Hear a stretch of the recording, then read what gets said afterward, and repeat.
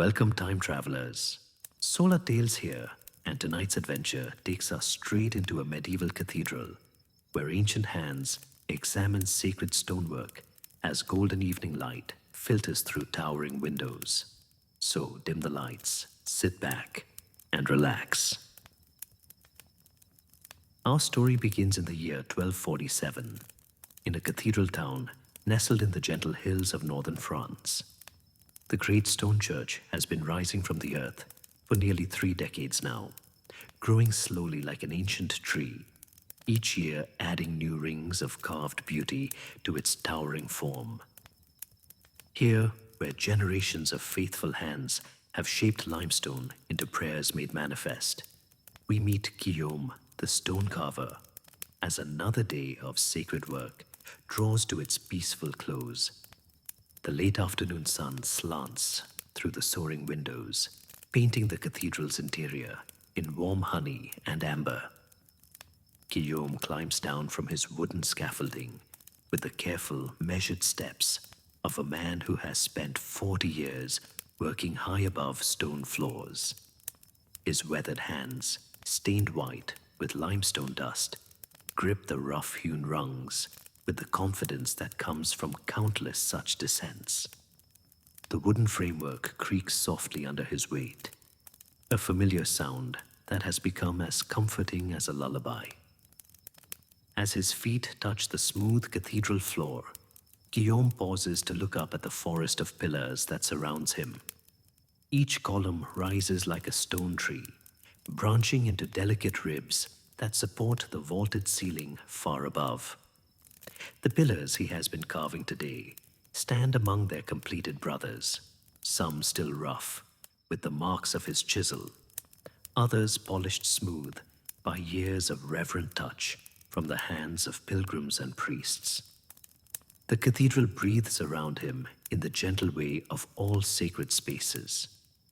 Somewhere in the distance, he can hear the soft murmur of evening prayers beginning in the choir, and the faint rustle of robes as the brothers move through their ancient rituals. The air carries the lingering sweetness of incense from the morning mass, mingled with the clean scent of fresh stone dust and the warm smell of beeswax candles that flicker throughout the nave. Guillaume reaches into his leather satchel and withdraws a small oil lamp, its bronze surface worn smooth by decades of use. With practiced movements, he strikes flint against steel, coaxing a spark to life in the cotton wick. The flame springs up eagerly, casting a warm circle of golden light that dances against the stone around him. This lamp has been his faithful companion through countless evenings like this one, when the daylight begins to fade, but his work is not quite finished. Now begins the evening ritual that Guillaume has performed for more years than he can count. With his lamp held high, he walks slowly to the base of the column he has been carving. The stone pillar rises before him like a gentle giant, its surface alive with intricate patterns that seem to flow and breathe in the flickering lamplight. Today, he has been working on a section of vine leaves, each one carved with such delicate detail that they appear ready to rustle in an unfelt breeze. Guillaume lifts his weathered hand and places it against the cool limestone. The stone feels solid and eternal under his palm, yet somehow alive with the patient energy of centuries. He begins to trace the carved leaves with his fingertips, feeling for any rough edges or imperfections that need smoothing. This is the work that cannot be rushed, the gentle attention to detail that separates true craftsmanship from mere labor. His fingers find a small ridge where his chisel may have bitten too deep, and Guillaume reaches into his satchel for a worn wooden scraper. The tool fits his hand like an old friend, its handle polished smooth by decades of use. With gentle, rhythmic strokes, he smooths the tiny imperfection, his movements as patient and careful as a mother tending a sleeping child. As Guillaume works, the evening light continues its slow transformation of the cathedral interior. The western windows, filled with jewel-colored glass, catch the last strong rays of sunlight and scatter them in brilliant patterns across the stone floor. Blues deep as midnight sky dance next to reds warm as glowing coals, while golden yellows spread like honey across the ancient stones. The colored light moves slowly across the columns as the sun sinks lower, painting Guillaume's work in an ever-changing tapestry of sacred color. Moving to the next section of his column, Guillaume discovers where he carved a cluster of grapes this morning. Each individual grape has been shaped with loving care, and in the lamplight, they seem to glow with an inner warmth. He runs his thumb gently across their curved surfaces, checking that each one flows smoothly into the next, that the whole cluster appears to hang naturally from its carved vine. This work will stand here long after Guillaume has returned to dust, and he knows that every detail must be perfect, not for his own pride, but for the generations of souls who will find peace and inspiration in this sacred space. The cathedral around him seems to pulse gently with the rhythm of centuries. These walls have witnessed the prayers of countless faithful, have sheltered the hopes and fears of generations past and yet to come. Guillaume feels himself to be just one small part of this endless flow of devotion, his hands guided by the same spirit that has moved stone carvers since the beginning of time. In the gentle way of ancient craftsmen, he adds his own small offering to the great work that began long before his birth and will continue long after his final breath. As he examines each carved element, Guillaume's lamp casts dancing shadows that bring the stone vegetation to life. Acanthus leaves seem to flutter in an eternal breeze, while grape clusters appear to sway gently from their vines. The interplay of light and shadow creates a kind of stone symphony, each carved element playing its part in the greater harmony of the whole. This is the magic that happens when human hands work in partnership with divine inspiration, when patient craft becomes a form of prayer made visible. Moving around to the far side of the pillar, Guillaume finds the morning's work on a section of oak leaves. These are among his favorite details to carve, for oak has always been a symbol of strength and endurance, qualities that he hopes to imbue in every strike of his chisel. Each leaf is unique, just as they would be in nature. Some curled slightly at the edges, others spread flat, all connected by the flowing rhythm of branch and stem that ties the whole composition together. The evening bells begin to chime from the cathedral tower, their bronze voices calling the faithful to vespers.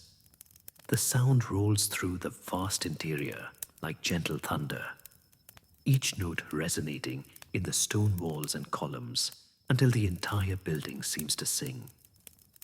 Guillaume pauses in his work to listen, as he has done every evening for so many years that the ritual has become as natural as breathing. The bells speak of continuity, of the endless cycle of prayer and work that gives rhythm and meaning to monastic life.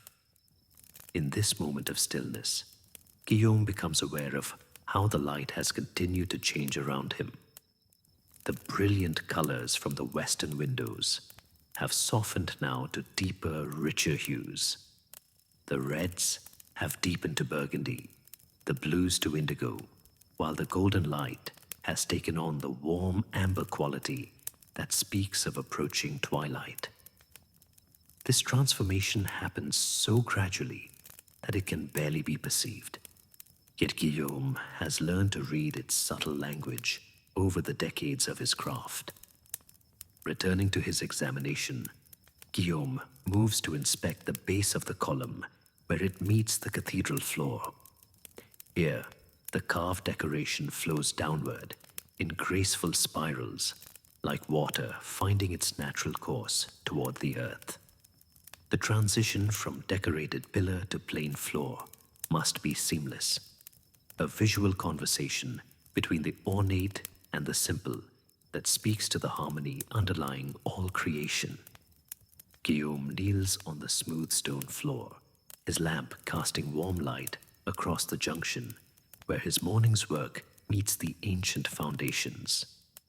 With his wooden scraper, he smooths a small irregularity where two carved elements meet, his movements as gentle and patient as those of a gardener tending precious seedlings. Each stroke of the tool is deliberate and caring, guided by eyes that have learned to see perfection in the smallest details. This is meditation made manifest in stone, the quiet contemplation of the craftsman who finds the divine in the work of his hands. The murmur of evening prayers continues to drift through the cathedral, a gentle counterpoint to the soft sounds of Guillaume's work. The brothers' voices rise and fall in ancient cadences, Latin words that have been spoken in this sacred space countless times before. Their prayers seem to settle into the stone itself, becoming part of the cathedral's eternal song of worship and praise. As Guillaume works, he thinks of his master, old Jean-Baptiste, who taught him the secrets of the stone carver's art so many decades ago. Jean-Baptiste had hands like gnarled tree roots, strong and patient, capable of coaxing beauty from the roughest limestone block. He had taught Guillaume not just the techniques of carving, but the spiritual discipline that transforms mere craft into sacred art. Listen to the stone, the old master used to say. It will tell you what it wants to become. Now Guillaume has become the master, and young apprentices look to him for guidance, just as he once looked to Jean-Baptiste. The cycle continues, as it has for countless generations, each master passing along not just technical knowledge, but the deeper wisdom of working in harmony with both material and spirit. In this cathedral, time moves differently than in the world outside. Here, the work of centuries unfolds in the patient rhythm of chisel against stone, each generation adding its own verse to an endless song of devotion. Moving around the pillar's circumference, Guillaume comes to the section where he has been carving a vine heavy with ripening wheat. This is one of the most challenging motifs in his repertoire, requiring delicate attention to the way individual grain stalks bend and flow within the larger rhythm of the harvest sheaf. Each grain must be distinct, yet part of the whole, just as each soul in the congregation is unique yet united in common faith. The lamplight reveals the subtle textures Guillaume has achieved in the stone wheat, the way he has suggested the weight of ripening grain by the gentle curve of each stalk. This is work that requires not just technical skill, but deep understanding of the natural world, the kind of observation that comes from a lifetime of watching seasons change and crops ripen in the fields surrounding the cathedral town. As Guillaume examines his work, he is joined by the soft flutter of wings as a dove settles on the scaffolding above. The bird has made its nest somewhere in the cathedral's upper reaches, and Guillaume has grown fond of its evening visits. The dove seems to watch his work with interest, head cocked to one side as if appreciating the artistry being revealed in the stone. There is something deeply peaceful about sharing this quiet moment with one of God's simpler creatures, a reminder that all creation participates in the ongoing song of praise that rises from this sacred place. The western light continues its gradual fade, and Guillaume notices how the colored patterns on the floor have grown longer and more subdued. The brilliant jewel tones of afternoon have given way to the deeper, more mysterious colors of approaching evening.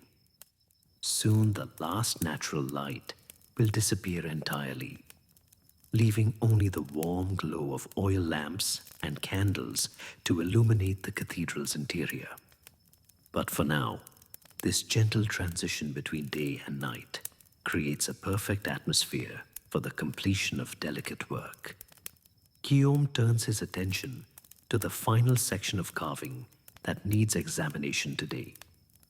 Here, near the top of his reach, he has been working on a cluster of ivy leaves that spiral around the column in an ascending dance. Ivy has always symbolized faithfulness and eternal life, qualities that Guillaume hopes to capture in the graceful flow of his carved foliage. Each leaf must seem to grow naturally from those around it, part of an organic whole that speaks to the unity underlying all creation. Standing on his toes and holding his lamp high, Guillaume carefully examines each ivy leaf for flaws or rough spots.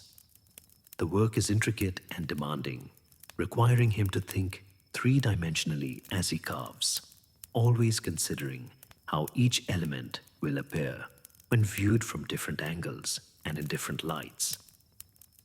This is the kind of work that cannot be hurried, that requires the patience of centuries distilled into the movements of a single pair of skilled hands. As he works, Guillaume becomes aware of the subtle sounds that fill the cathedral at this hour. The soft whisper of his scraper against stone mingles with the distant murmur of prayers, the gentle flutter of the dove's wings, and the almost inaudible sigh of air moving through the vast interior space. These sounds create a kind of sacred symphony, the music of a living building that breathes with the rhythm of eternal devotion. The quality of light continues to change as the sun sinks lower toward the horizon. The colored window glass now glows with an inner fire, deep blues and purples touched with threads of gold and crimson.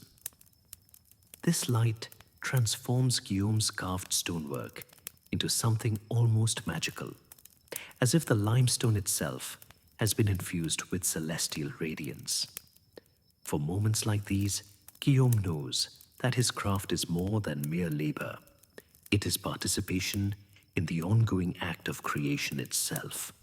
Completing his examination of the ivy cluster, Guillaume steps back to view the entire column in the changing light. The pillar rises before him like a prayer made manifest in stone, its surface alive with carved vegetation that seems to grow and flourish even as he watches. Every element flows naturally into the next, creating a harmony that speaks to something deeper than mere aesthetic beauty. This is sacred art, work that lifts the soul toward the divine through the patient craft of human hands. The dove above rustles its wings and settles more comfortably on its perch, as if preparing to spend the evening watching Guillaume's work. There is something deeply companionable about the bird's presence, a reminder that the cathedral belongs not just to human worshippers, but to all of creation. The dove's soft cooing adds another voice to the evening's gentle symphony of prayer and peaceful labor. Now Guillaume moves to examine the joining places where his carved elements connect with the work of other craftsmen. The stone carvers do not work in isolation. Their art must harmonize with that of the glaziers who create the jeweled windows, the wood carvers who shape the choir stalls, the metal workers who forge the sacred vessels. Each craft contributes its own voice to the cathedral's great chorus of praise, and Guillaume takes pride in ensuring that his work supports and enhances the beauty created by his fellow artisans. At the base of his column, Guillaume kneels to examine where his carved vine meets a section of decorative molding created by another master. The transition must be seamless, a visual conversation between different hands that speaks to the unity of purpose underlying the entire project. Guillaume runs his fingertips along the junction, feeling for any roughness or discontinuity that might jar the eye or interrupt the flow of the overall design. With his wooden scraper, he makes a tiny adjustment to the edge of a leaf, smoothing it so that it flows naturally into the neighboring element. This kind of collaborative perfection requires not just individual skill, but the ability to subordinate personal expression to the greater good of the whole. It is a lesson in humility that Guillaume has learned over decades of working alongside other craftsmen, each contributing their unique gifts to the common purpose of creating sacred beauty. The evening bells chime again from the tower above, marking another stage in the daily rhythm of prayer that gives structure and meaning to cathedral life. The sound rolls through the stone arches and vaults, each note lingering in the air like incense made audible. Guillaume pauses in his work to listen, allowing the bronze voices to wash over him like a blessing. These bells have marked time for his entire career, calling him to work in the morning and blessing his efforts as each day draws to its close. As the bell tones fade into silence, Guillaume becomes aware of how much the light has changed since he began his evening examination. The western windows still glow with color, but the intensity has softened to the gentle radiance of sunset. The reds have deepened to wine, the blues to twilight, while threads of gold catch the last slanting rays and scatter them in gentle patterns across the cathedral floor. This transformation of light creates a corresponding change in the appearance of Guillaume's carved stonework. Details that were crisp and clear in the bright afternoon light now take on a more mysterious quality, shadows deepening in the carved recesses while highlighted surfaces seem to glow with inner warmth. It is as if the stone itself is preparing for the transition from day to night, settling into the deeper rhythms that govern all sacred spaces. Guillaume returns his attention to his work, examining a section of carved bramble roses that he shaped earlier in the week. Each flower has been carved with loving attention to detail, petals overlapping in natural profusion, while thorny stems wind through the composition with dangerous grace. Roses have always been symbols of divine love, and Guillaume has tried to capture not just their beauty, but their deeper spiritual significance in his patient work with chisel and stone. The roses seem to bloom eternally in the lamplight, frozen at the perfect moment of flowering.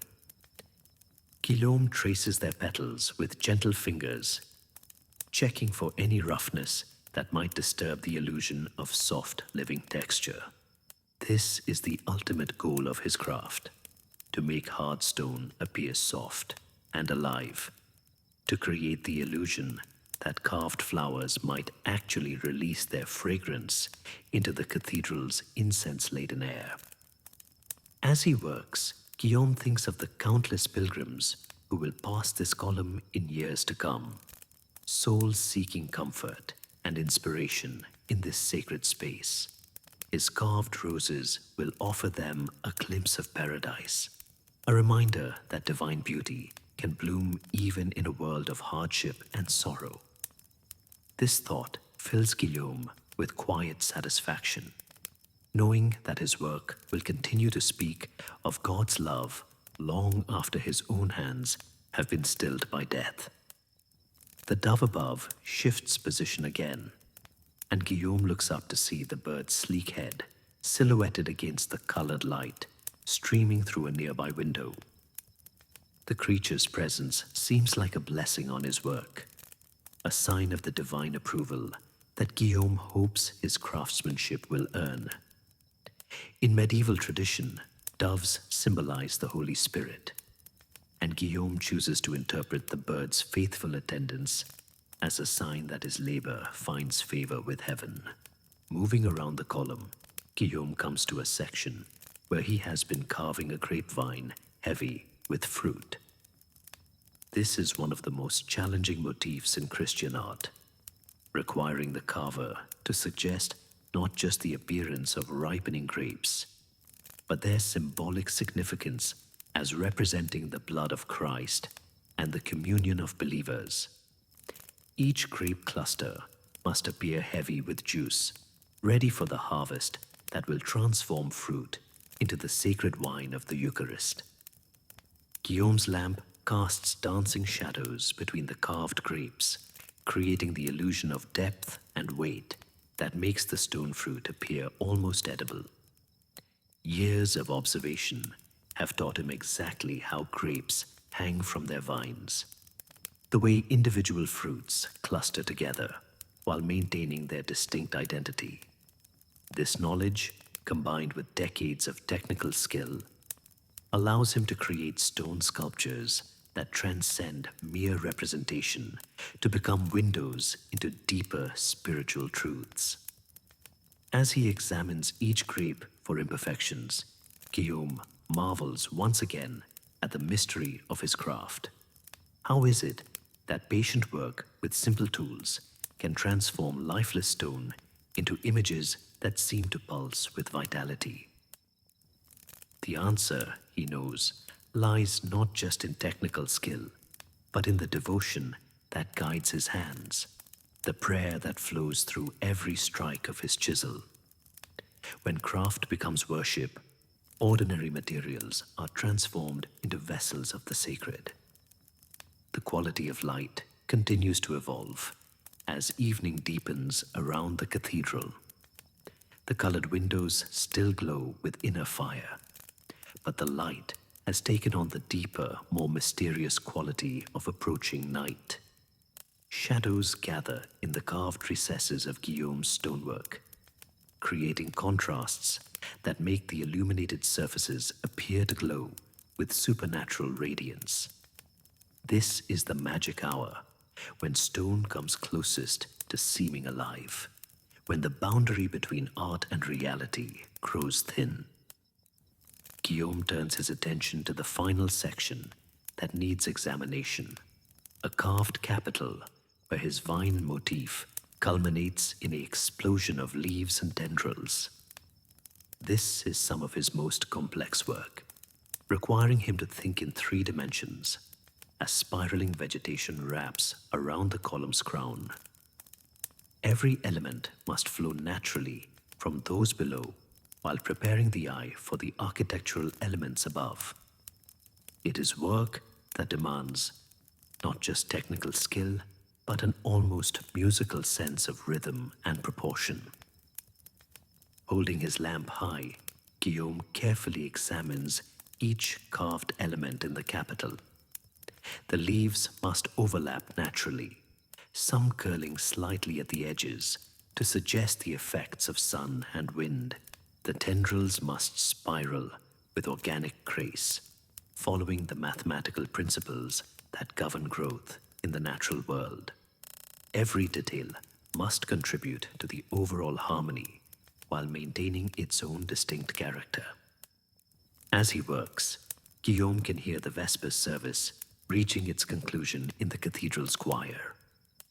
The brothers' voices rise in the final hymn of the day, Latin words that have been sung in this space for decades will continue to be sung long after Guillaume's own voice has been silenced. There is deep comfort in this continuity, this sense of participating in a tradition that connects past and future in an unbroken chain of devotion. The dove above seems to listen to the singing as well, its small head cocked attentively toward the distant choir. When the final notes fade into silence, the bird ruffles its feathers and settles more deeply into its roost, as if recognizing that the day's formal worship has concluded.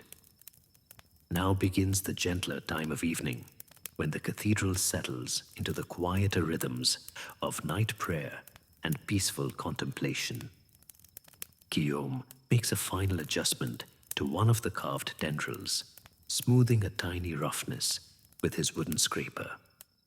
The motion is gentle and careful, the kind of attention to minute detail that separates true craftsmanship from mere adequate work. This tendril, no longer than a man's finger, will be seen by thousands of souls over the centuries to come. Each viewing deserves perfection, deserves the full measure of skill and devotion that Guillaume can bring to his sacred craft. Stepping back, Guillaume surveys the entire column in the changing light. The pillar rises before him like a stone tree, its surface alive with carved vegetation that seems to grow and flourish in the lamplight. From base to capital, every element flows naturally to the next, creating a harmony that speaks to something deeper than mere aesthetic beauty. This is what Guillaume has devoted his life to achieving: stone that transcends its mineral nature to become a vessel of the sacred, a bridge between earth and heaven, built from patient craft and devoted prayer.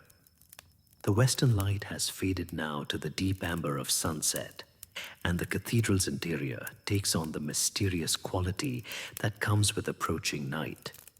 Shadows gather in the corners and alcoves, while the remaining light seems to concentrate in the colored windows and the warm glow of oil lamps scattered throughout the nave. This is Guillaume's favorite time in the cathedral, when the building seems to breathe with the deeper rhythms of contemplation and rest. Guillaume carefully extinguishes his lamp, the small flame disappearing with a soft hiss that seems unnaturally loud in the cathedral's vastness. The sudden absence of his personal circle of light makes him more aware of the other sources of illumination scattered throughout the sacred space. Candles flicker at various altars, while oil lamps cast steady pools of golden radiance near the choir stalls, where the brothers continue their private prayers. Gathering his tools with the same reverent care that he brings to his carving, Guillaume places each implement in its designated spot within his leather satchel. The wooden scrapers, worn smooth by decades of use, nestle against small chisels and measuring instruments, each tool a faithful companion in the ongoing work of transforming stone into prayer. These simple implements have been extensions of his hands for so long that they feel like parts of his own body, each one shaped by years of patient use to fit perfectly in his weathered palms. As Guillaume prepares to leave, he takes one final look at the day's accomplishments. The carved vegetation that decorates his column seems to pulse gently in the flickering lamplight. Leaves and flowers and fruits frozen at the perfect moment of ripeness. Tomorrow he will return to continue the work, adding new details and refining existing ones. But for now, the stone rests in completed beauty, ready to weather another night in the cathedral's patient embrace. The dove above rustles its wings one final time before settling into complete stillness, as if bidding Guillaume farewell until tomorrow's return. There is something deeply companionable about this nightly ritual, this shared recognition that the day's work has reached its natural conclusion. Guillaume has come to think of the dove as a fellow craftsman, one who has built its own small masterpiece in the cathedral's upper reaches. Walking slowly through the forest of columns toward the great western doors, Guillaume feels the weight of another day's honest labor settling into his bones. His hands are stained with limestone dust. His back aches from hours of careful work. But his heart is filled with the quiet satisfaction that comes from knowing he has added another small verse to the cathedral's endless song of praise. This is the joy of the craftsman who works not for personal glory, but in service to something infinitely greater than himself. The cathedral around him seems to settle into its evening rest, stone walls and vaults breathing with the slow rhythm of centuries. These walls have witnessed the prayers of countless generations, have sheltered the hopes and fears of souls beyond numbering. Guillaume feels himself to be just one small part of this endless flow of devotion, his own small offering joined to the great river of faith that flows through this sacred space like living water. As he reaches the great doors, Guillaume pauses to look back at the column forest that fills the cathedral's nave. Each pillar rises like a prayer made manifest in stone, its surface decorated with the patient work of craftsmen like himself. In the gentle glow of oil lamps and candles, the carved vegetation seems to live and breathe, stone flowers eternally blooming in praise of their creator. This is the miracle of sacred art, the transformation of base matter into vessels of the divine, windows that open onto infinity. And now, as the final golden rays slip through the great rose window and the cathedral settles into its ancient evening silence, Guillaume gathers his worn tools with the same reverent care that his master taught him decades ago, knowing that tomorrow will bring new stone to shape, and that these walls will stand long after his own hands have found their final rest, part of the endless rhythm of creation and devotion that flows through these sacred halls like a river of peace, connecting past and future in the eternal present of worship made manifest in patient craft and stone shaped by hands guided by something infinitely greater than mere human skill, something that transforms ordinary limestone into prayers that will echo through the centuries, speaking always of divine love made visible in the patient work of faithful artisans who understand that their true masterpiece is not any single carved flower or vine, but the offering of their entire lives in service to beauty that points always towards the source of all beauty, the Creator, whose love flows through willing hands to transform the world, one careful chisel strike at a time, until all creation joins in the great song of praise that rises from cathedral stones, warmed by centuries of prayer and shaped by generations of devoted hands into forms that speak without words of the love that moves the stars and calls human hearts to rest in the eternal embrace of divine peace that surpasses all understanding and fills the patient darkness with light that no shadow can overcome. And as the cathedral bells mark another evening's gentle close, Guillaume walks into the starlit night, his day's work completed, his heart at peace, knowing that tomorrow's dawn will bring new opportunities to shape stone into prayer, to add his own small verse to the endless song of devotion that rises from these sacred walls.